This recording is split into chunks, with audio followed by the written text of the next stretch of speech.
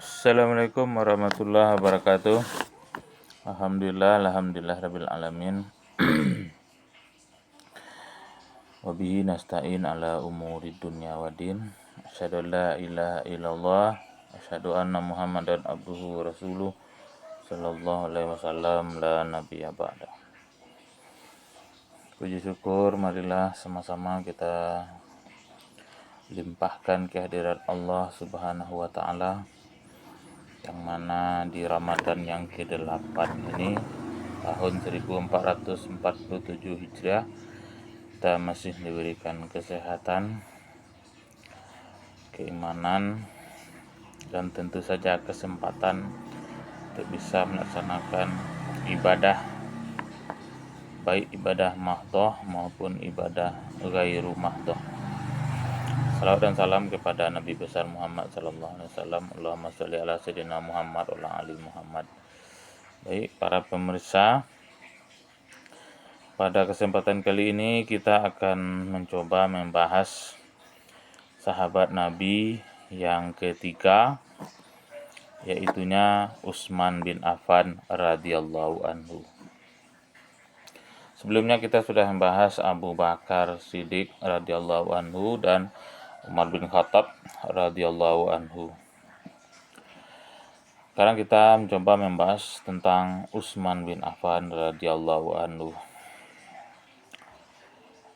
Sebelumnya saya disclaimer dulu. Membahas sahabat Nabi di kesempatan yang sangat singkat ini tentu banyak yang luput dari pembahasan. Jadi para pemirsa semuanya, sebenarnya pembahasan sahabat itu yang saya buat hari ini atau sebelum-sebelumnya itu hanya memicu para pemirsa semuanya untuk belajar lebih giat lagi mencari literasi tentang sahabat Nabi. Karena sahabat Nabi yang mulia ini tidak bisa dibahas hanya dalam waktu yang pendek dan sekali kesempatan gitu. Ada banyak kitab-kitab sirah yang bisa dibaca, atau kalau di zaman media sosial hari ini kita bisa mencari video-video baik di YouTube maupun di platform lainnya tentang sahabat Nabi. Jadi kita membahas yang paling umum saja dari Utsman bin Affan ini. Sama dengan kemarin kita membahas Umar dan Abu Bakar, yang umum-umum saja. Saya bagi kepada tiga sesi. Pertama, Utsman bin Affan sebelum kenabian, sebelum Islam gitu ya. Kedua, Utsman bin Affan setelah masuk Islam. Ketiga, Utsman bin Affan ketika menjadi khalifah. Pertama, Utsman bin Affan sebelum Islam. Beliau sebelum Islam sama mulianya ketika beliau sudah masuk Islam. Kenapa? Karena beliau ini orang yang boleh dikatakan lembut ya. Lembut namun tegas ya. Sahabat Nabi itu rata-rata tegas orangnya, apalagi menyangkut tentang agama gitu. Tapi dibandingkan dengan Umar ya, ataupun Abu Bakar, Utsman bin Affan ini adalah orang yang lembut. Orang yang lebih lembut maksudnya dari kedua sahabat tadi. Meskipun Umar dan Abu Bakar juga lembut ya. Nah, Utsman orangnya lembut, lunak, dan orang baik ya. Sangat dermawan gitu. Sangat suka memberi,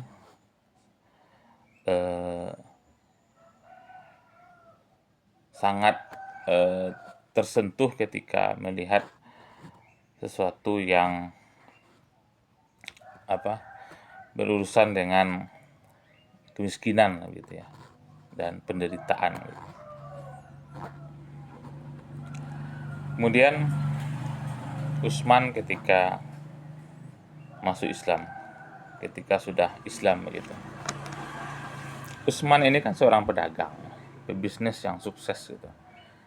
Di antara sahabat-sahabat Nabi yang sukses dalam berbisnis, salah satu di antaranya adalah Utsman bin Affan.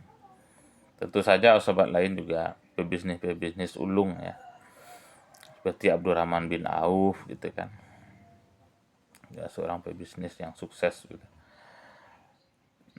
Utsman bin Affan ini karena memang beliau itu dermawan sejak dulu ya, sejak sebelum Islam sampai ketika beliau masuk Islam, beliau lebih dermawan lagi gitu. Apalagi berurusan dengan jihad fisabilillah. Nah, suatu ketika dalam masa sebuah peperangan, Utsman ini sahabat Nabi yang jarang ikut berperang ya. Tapi beliau selalu membantu dalam urusan peperangan. Pernah beliau satu kali membantu dalam sebuah peperangan 500 ekor unta, 500 ekor kuda lengkap dengan sarana prasarananya gitu. Jadi bukan sekedar kuda, tapi juga ada pelananya, ada senjatanya, dan lain sebagainya. Jadi satu orang itu satu kuda, dan semua kebutuhan perangnya sudah terpenuhi semuanya di kuda itu. Bayangkan ya, 500 ekor kuda ya, dengan harga semahal itu. Apakah Utsman hanya sekali dua kali membantu? Ya tidak ya. Tapi luar biasanya adalah walaupun Utsman itu selalu turun tangan dalam membantu jihad fisabilillah, harta beliau tidak pernah berkurang. Bahkan Utsman ini boleh dibilang sahabat Nabi yang punya aset kekayaan yang bisa dinikmati sampai sekarang itu. Apa itu? Sumur. Jadi kita tahu bahwa Jazirah Arab itu kan daerah yang tandus ya, sebagian besar gurun, tandus, pasir dan berbatu gitu. Maka kalau ada mata air atau sumur, itu benar-benar sesuatu yang sangat menggembirakan gitu. Beda dengan di Indonesia ya, yang air serba melimpah. Di daerah yang kering tandus seperti itu, jika ada seseorang yang punya sumur, maka orang itu dipastikan orang yang sangat kaya. Nah, di Madinah itu ada dulu seorang Yahudi ya. Yahudi kaya lah begitu ya. Dan dia punya 2 sumur gitu. Ya. Yang satu sumur untuk dirinya sendiri, untuk keluarganya. Yang satu sumur untuk dijual gitu. Maksudnya yang nimba air harus membayar gitu. Siapa yang ambil air bayar, siapa yang ambil air selalu bayar gitu. Singkat cerita, Utsman menawarkan gitu.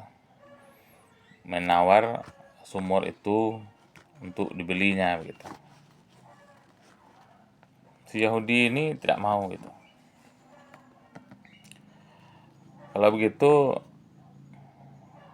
biar saya sewa gitu. Akhirnya Yahudi ini mau, dan sumur itu disewa satu untuk Utsman. Nah, ketika Utsman menyewa sumur itu, kemudian Utsman menggratiskan semua orang yang ngambil air. Tentu saja orang-orang yang selama ini membayar sangat gembira gitu. Akhirnya sumur Utsman itu gratis, tidak dibayar gitu. Sehingga sumur Yahudi itu yang satunya lagi tidak laku airnya gitu. Jadi Yahudi ini tidak dapat uang lagi gitu, karena sumurnya yang satu sudah disewakan ke Utsman dan Utsman menggratiskan itu. Demi melihat itu, maka sumur yang kedua disewakan juga kepada Utsman gitu. Yang penting dia bisa ambil air, dan Utsman sangat setuju gitu. Akhirnya dua-dua sumur itu disewa oleh Utsman dan digratiskan kepada seluruh penduduk Madinah gitu, termasuk Yahudi yang punya sumur tadi gitu. Nah, karena melihat sumurnya begitu ramai oleh orang, maka entah kenapa Yahudi ini kemudian menjual sumur itu kedua-duanya kepada Utsman. Dan sumur itu sampai detik ini dinikmati oleh penduduk Madinah itu, menjadi sumber air. Jadi kalau ditanya orang paling kaya dalam sejarah manusia, ya Utsman bin Affan.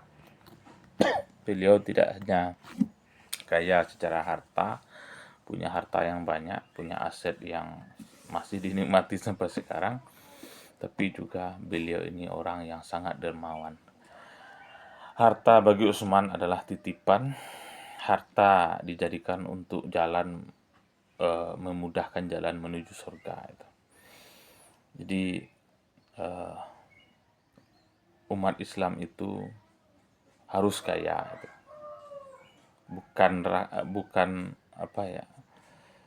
Bukan ingin kaya, tapi harus kaya. Jadikan kaya itu cita-cita, sehingga kekayaan itu digunakan untuk fisabilillah itu. Kalau toh bernasib tidak menjadi orang kaya, setidaknya menjadi orang yang tidak iri hati dengan orang kaya itu. Nah, itu Utsman ketika beliau sudah Islam ya.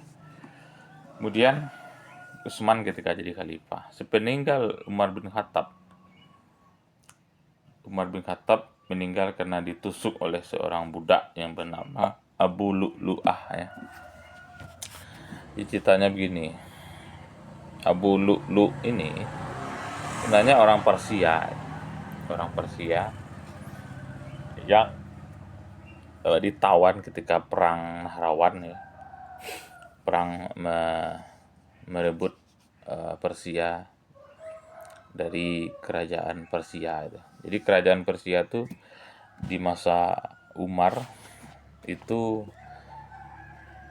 boleh dibilang sudah runtuh gitu. Jadi kita flashback ke belakang. Umar ini adalah sahabat Nabi yang berhasil membawa kejayaan Islam di zaman Nabi dan para sahabat, di puncak kejayaannya.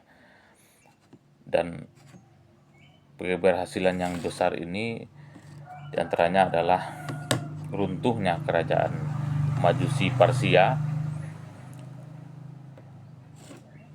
direbutnya Yerusalem atau Baitul Maqdis dari pasukan Bizantium, Romawi Timur. Ini sebuah pencapaian yang luar biasa yang hanya dalam tanda kutip dibangun oleh Rasulullah selama 23 tahun, dilanjutkan oleh Abu Bakar selama 2,5 tahun, dan berhasil di tangan Umar pada tahun ke-6 beliau menjadi khalifah. Jadi kalau di total ada lebih kurang 30 tahun, mulai dari kenabian Rasulullah sampai Baitul Maqdis berhasil direbut kembali. Dan tidak hanya Baitul Maqdis, tapi juga Persia Timur gitu, bagian timur. Nah, ketika penaklukan Persia itu ada seorang budak ya yang ditawan, kemudian dibawa ke Madinah dan menjadi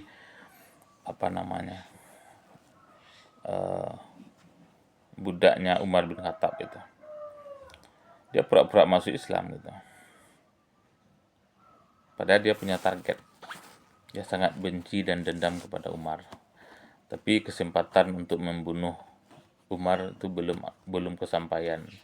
Hingga pada suatu ketika di pagi subuh ketika Umar jadi imam, Abu Lu'lu'ah mengejar Umar ke depan kemudian menusuk Umar bin Khattab dan ditangkap oleh sahabat, tapi belum dibunuh waktu itu. Umar bilang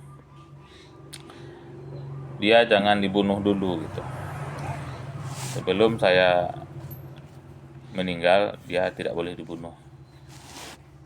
Tidak boleh dihukum mati maksudnya itu. Nah, ketika tusukan itu mengenai Umar bin Khattab, 3 hari setelah itu Umar wafat dan dia akhirnya dihukum pancung gitu, Abu Lu'lu'ah ini. Nah, singkat cerita, sepeninggal Umar, sahabat Nabi berdiskusi, berembuk, bermusyawarah, akhirnya terpilihlah Utsman bin Affan Pada mulanya Ali terpilih ya, tapi Ali merasa dia kurang pantas dan lebih baik dari beliau, yaitu Utsman bin Affan. Nah, sebelum kita membahas bagaimana Utsman ketika menjadi khalifah, kita bahas dulu kemuliaan ya. Kalau keutamaan tadi, beliau itu sangat dermawan. Kemuliaan, beliau adalah salah seorang sahabat sekaligus menantu Rasulullah ya. Jadi Rasulullah itu punya anak perempuan ya, anak perempuan, dan kedua-duanya dinikahi oleh Utsman gitu. Pada waktu itu syariat larangan menikahi anak perempuan saudara menikahi dua orang perempuan bersaudara itu belum dilarang. Namun setelah itu dilarang ya. Sepeninggal anak perempuannya Rasulullah itu meninggal, baru dilarang syariat itu. Nah, beliau pernah menikah dengan dua orang anak perempuannya Rasulullah, saya lupa namanya. Namun qadarullah, tidak lama setelah itu dua orang anak perempuan sudah tuh meninggal dunia. Nah, itu kemuliaannya Utsman bin Affan, pernah menjadi menantu Rasulullah, menikahi dua orang anak perempuan Rasulullah SAW. Setelah itu beliau menikah lagi dengan perempuan lain ya, dan bisa dibaca riwayatnya siapa nama istri-istrinya Utsman bin Affan. Oke. Utsman bin Affan menjadi khalifah lebih kurang 14 tahun ya. Dia cukup panjang sekali. Di antara kekhalifahan yang utama, Abu Bakar, Umar, Utsman, Ali, dan Hasan, maka Utsman yang paling panjang usia pemerintahannya gitu. Selama 14 tahun lebih kurang. Nah, selama kepemimpinan Utsman bin Affan, banyak sekali prestasi-prestasi yang dilakukan oleh kaum muslimin. Yang jelas ekspansi penaklukan dan penyebaran Islam itu makin diperluas hingga ke Asia Tengah, bahkan sampai ke India, sampai ke Afrika Utara gitu. Kemudian pembukuan Al-Quran atau mushaf ya. Jadi Al-Quran itu turun selama 23 tahun usia kenabian, dan ketika Al-Quran itu turun, Rasulullah sampaikan kepada sahabat kemudian menghafal, sebagian lagi mencatat di beberapa tempat ya, seperti di batu, di kayu, pelepah korma, dan di kulit. Nah, sebenarnya ide untuk membukukan Al-Quran itu sudah ada, bahkan sejak Abu Bakar dan Umar gitu. Namun suksesnya atau berhasilnya dibukukan Al-Quran itu di zaman Utsman bin Affan radhiyallahu anhu gitu. Nah, Utsman bin Affan sebagaimana sahabat Nabi yang sebelumnya jadi khalifah, beliau orang yang sangat adil, wara ya, takutnya kepada Allah luar biasa. Beliau itu kalau salat tahajud itu bisa mengkhatamkan Al-Quran gitu. Ini luar biasanya Utsman ya. Salat tahajudnya bisa mengkhatamkan Al-Quran gitu. Namun di masa kepemimpinan beliau tuh banyak sekali masalah-masalah ya.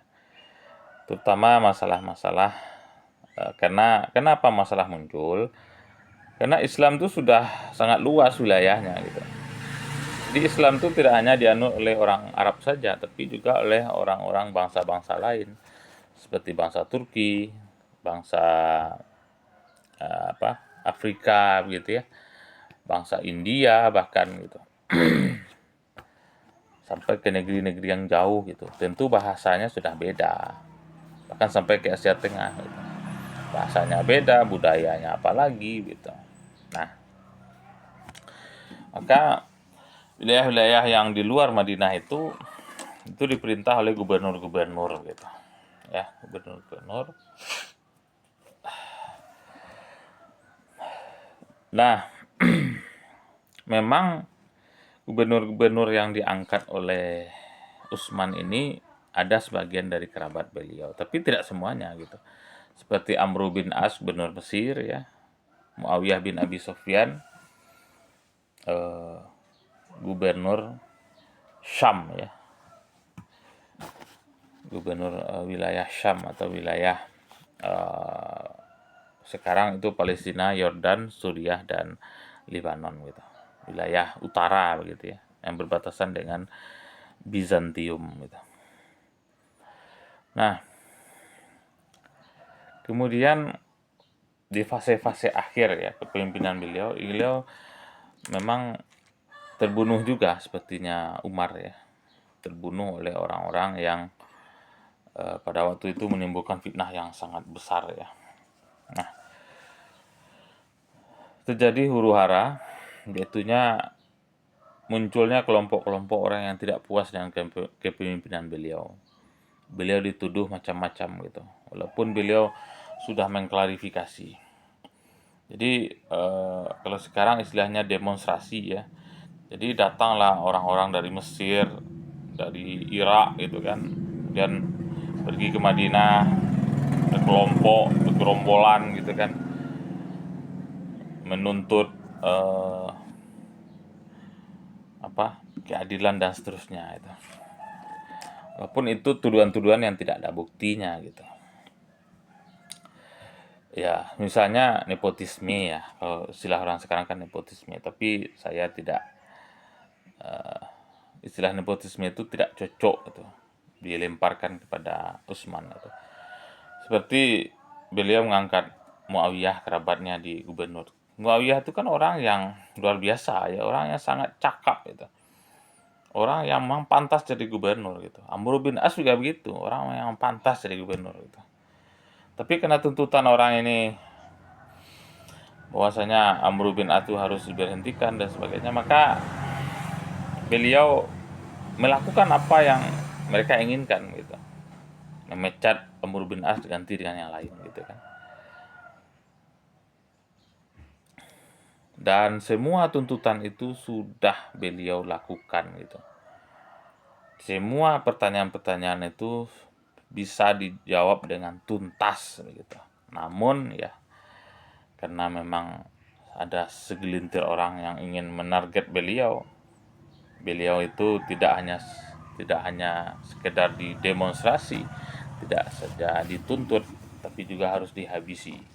Dan puncaknya ketika para sahabat lain banyak pergi ke Mekah untuk melaksanakan ibadah haji, tiba-tiba datang segerombolan orang memaksa untuk masuk ke rumah beliau,